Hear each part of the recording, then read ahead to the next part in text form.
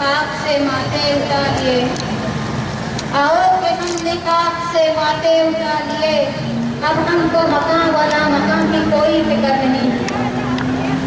सबसे पहले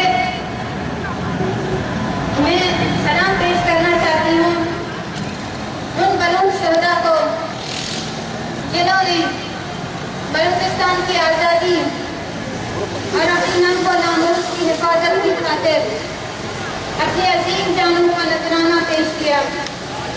मैं सलाम पेश करना चाहती हूँ दुनिया के उन तमाम शहदा को जिन्होंने जालिम और मजलूम, हाकिम और महकूम के फर्ज को मिटाने के लिए अपनी जानों का नजराना पेश किया। आज कराची शहर में BSO के तवज्जुह से तो रैली निकाली गई है, उससे पता चल रहा है कि कराची के बलूच कौमी तहरीक और BSO से वालियाना मोहब्बत करते हैं। और इसके अलावा हमारे NSF के जो दोस्त हैं, BSF के जो दोस्त हैं और नूर मरियम जो खुद इस रैली में शरीक थे और इस रैली के लिए हमारी जितनी भी मदद की और कराची में लगे हमारे उस्ताद उमर ऊपर का भी गेम खेल गई, जितनी भी हमारी मदद की और हमारे इस मौजू के हैसियत से हमारे साथ चलते रहे, मैं उनकी हिम्मत को सलाम पेश करती हूँ। उनकी एक कुर्बानी इंसानी तारीख में यादगार रहेगी। और मैं BSO आजाद के उन दुश्मनों को ये पैगाम देना चाहूंगी कि BSO को जो मिटाने का ख्वाब रखते हैं, मैं उनको ये पैगाम देना चाहती हूँ कि BSO आजाद में आज भी लतीफ जैसे बर्तन हैं जो BSO आजाद के लिए कुर्बानी देने को तैयार है, जो अपने रहनुमाओं के लिए अपनी जान की कुर्बानी देने के लिए तैयार हैं। BSO आजाद जब से बना, इसके वजूद का मकसद भी बलूच नौजवानों को सियासी हवाले से एजुकेट करना और बलूच को अपनी आज़ादी के लिए कुरान जमहूरी और सियासी अंदाज में जद्दोजहद करना था। और BSO अपने वजूद के दिन से लेकर आज तक अपने इस पॉलिसी पर अमल पैरा है। BSO के कितने अजीम फर्जंदों शहीद हमीद, शहीद हुदा, शहीद मजीद, शहीद असलम, शहीद रजा जहांगीर, शहीद कमर कयूम, शहीद कमर ताकर जैसे होनहार खड़े रहे और जिंदगी के मकसद से सरशा नौजवानों ने बलूच कौमी आज़ादी और BSO के लिए अपनी जानों का नजराना पेश किया है। उस तंजीम को नस्ल करना या उसको खत्म करना कितनी भी बड़ी ताकत हो उसके बस से बाहर है।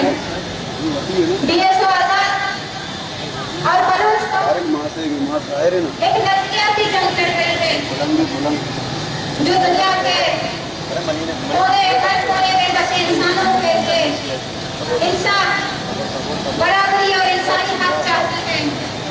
BSO का आइन ही हमें ये दर्ज देती है कि जुल्म दुनिया के किसी भी कोने में हो उसके खिलाफ BSO आवाज उठाती रहेगी और उससे अपना फर्ज समझती रहेगी और समझता आ रहा है BSO बनेगी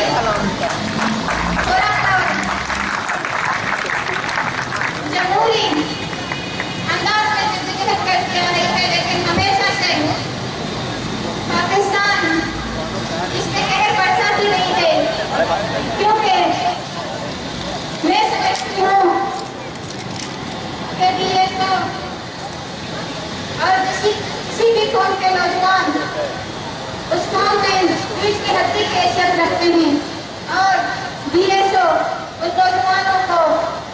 सियासी तौर पर बाशऊर करती आ रही है और पाकिस्तान उस शऊर और उस इल्म से खौफजदा है। इसीलिए वो बीएसओ को हमेशा से ज़ेर-ए-ताब बनाती रही है। बीएसओ के नौजवान न सिर्फ आजाद बलूचिस्तान के लिए एक खुर्रम जंग लड़ रही हैं, बल्कि मैं ये समझती हूँ कि आजादी की जंग लड़ने से ज्यादा कठिन है एक अजीम तक रियासत की तश्कील, और बीएसओ उस रियासत की तश्कील के लिए नौजवानों को नजरियाती हवाले से तैयार कर रही है।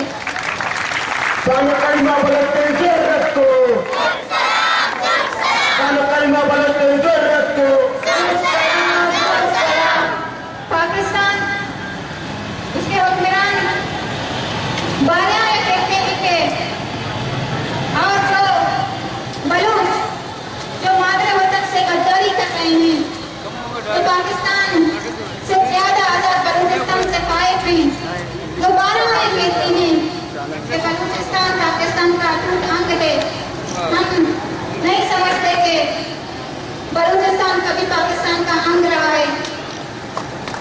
जिसकी आजाद पुरानी बलूच कौमी तारीख है, बलूच कौमी सरजमीन की तारीख है, बलूच कौमी जुबान है। पाकिस्तान का वजूद तो उसके सामने नेस्त नाबूद है, वो कुछ भी नहीं है। उसका वजूद तो एक इंसान की उम्र से भी कम है। उसका वजूद पिछले 60 सालों से है और हम हजारों सालों की तारीख रखते हैं। और हम एक वक्त के बलूच होने पर और अपनी तारीख पर, अपनी जबान पर जिन लोगों ने, जिन कौमों ने साम्राज्य और पाकिस्तान बनाने वालों के मफादात में आकर या उनके हाथों धोखा देकर पाकिस्तान बनाने में उनकी मदद की, वो बंगाली थे, वो कहाँ हैं आज? उनके साथ क्या हुआ जब वो अपनी जबान, अपनी मादरी जबान में बात करने का हक मांग रहे थे, तो उनके नौजवानों को गोलियों से चलने दिया गया। तो हम एक ऐसे रियासत पे कैसे यकीन रख सकते हैं जो कि किसी आम पंजाबी का भी नहीं हो सकता? एक आम पंजाबी अगर बाशऊर हो तो उससे खुद को पाकिस्तानी कहने में भी शर्मिंदगी महसूस होगी। Vamos a ir a por el